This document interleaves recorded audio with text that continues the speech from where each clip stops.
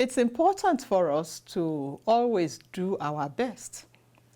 Since the beginning of the week, we've been looking at when life goes belly up. We said, when life goes belly up, we said you must, that when life goes belly up, you may feel hopeless, and that you must know God for yourself. And today I want to say to us, do your best. Always do your best. Always do your best. I like the way Ephesians 6 verse 13 says it. It says, put on the whole armor of God.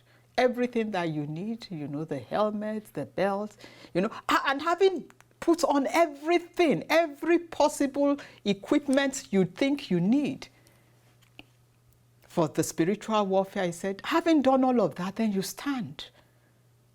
You just stand. Do your best, and after you've done your best, just let it be. Let it be. But first be satisfied that you have deployed everything you have to the utmost of your ability and capability. Do your utmost best. And having done all of that, then you stand. We are people of faith. You just stand. You trust God, you believe God, you say, Lord, all that I can possibly do, I have done. And then you leave the rest to the Lord. And sometimes the answer we get is not the answer we expect. We prayed, we fasted, we interceded, we gave. We are expecting a specific result, but it just doesn't work out that way. We've done all that we know to do. We've done it to the utmost of our ability. We've done it with the right heart. And notice I'm emphasizing the right heart. The right heart with God. You have done it in righteousness. You have done it in total obedience. You have done everything you know to do. You have done it with the right heart. And having done everything, you stand and you let God be God. Believe me, the results may not necessarily be the way we expect or the way we want it to be.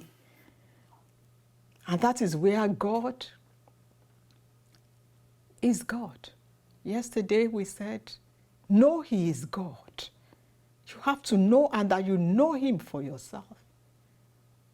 There's a place you come to where you have to say, hey, Lord, I've trusted you, I believe in you, and then you back off and let Him be who He is.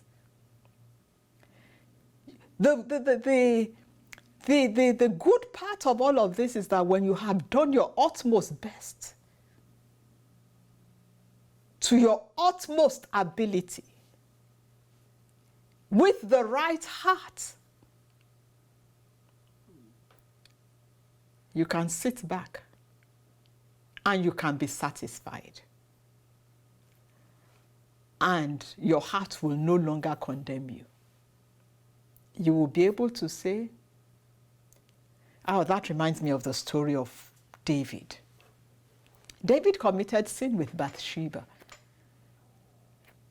Bathsheba, he committed adultery with her, subsequently killed her husband because Bathsheba was now pregnant.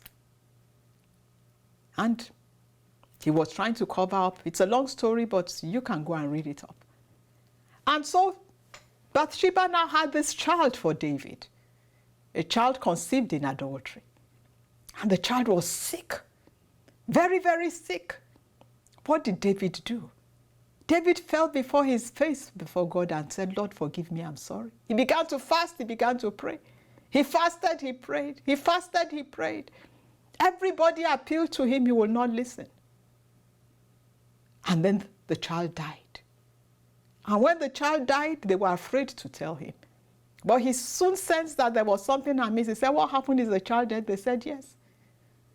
And when they told him yes, he went in, he changed his clothes, I mean, he took a nice shower, made himself look nice, put on nice clothes, sat down and ate. And his servants were like, what is wrong with this man? There's something wrong with him. Your child was sick, you were fasting and praying and crying out to God, and now the child is dead. You are eating and drinking, and are you rejoicing? And David said something profound. He said, when the child was sick, I prayed, I fasted. Maybe God would have mercy. He said, but now the child is dead. He said, there's nothing more to do. He said, the child cannot come back, even if I continue to mourn and to grieve. The child is not coming back. He said, but I will go to meet that child. I think it is time for us as children of God to be able to accept some of these things. And for me today, especially, and for me this week especially, it's very, it's very personal, because I have been bereaved. My cousin, husband passed.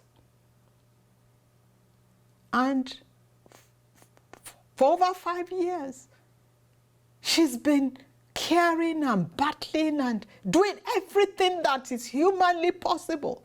Sometimes she talks, I'm listening to her, I'm thinking, you are not a doctor. Managing his care, praying. This woman is a prayer warrior. Standing in faith, believing God, trusting God, having done all of that, and experiencing some blessings along the way of provision, of recovery, and then after having done all of that, the man dies. And she said, we are not going to mourn, we are going to celebrate.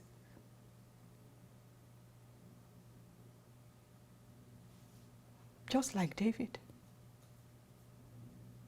Just like David.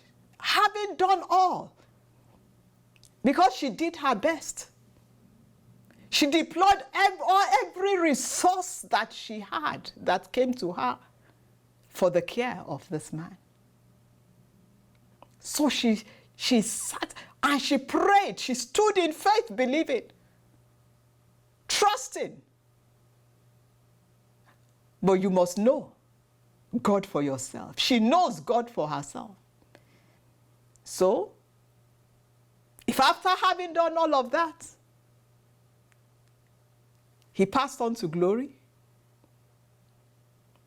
she's able to pull back and say, Lord, no matter what, you are good.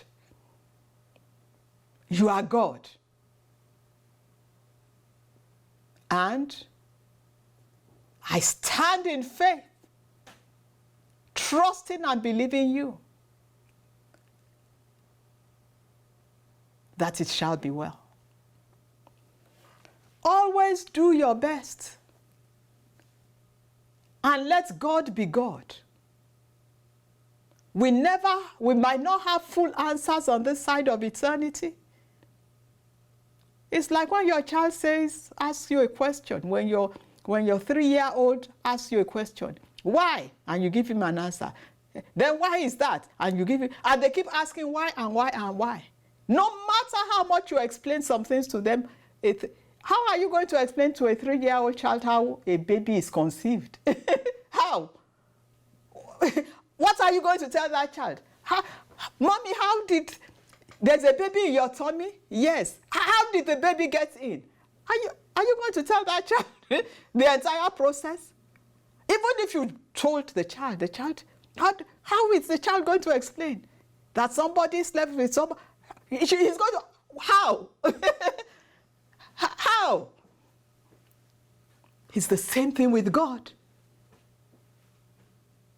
How? Even if he told you, you cannot understand and you cannot comprehend some things. So do your best and let God be God. There's the morning coming for all of us. It's a resurrection morning. When all of these things we pass through in life, You will look at it and you will say to yourself, was I really bothered about all of those things? Had I known, I would have enjoyed whatever, and I would not have cared or given a hoot about the things I troubled myself with. But again, we can't understand. We can't, in our human flesh, understand. So we will continue to be human beings with our limited knowledge, our limited understanding. And that is why we must let God be God. The end of your story will be joy. The end of your story will be thanksgiving. You may not fully understand, but God says, my plans for you are of good, for an expected end. Be joyful, be at peace, do your best, let God be God, and just rest in Him and be still and let Him be God. God bless you. It's Fumi Obilano, Reflections.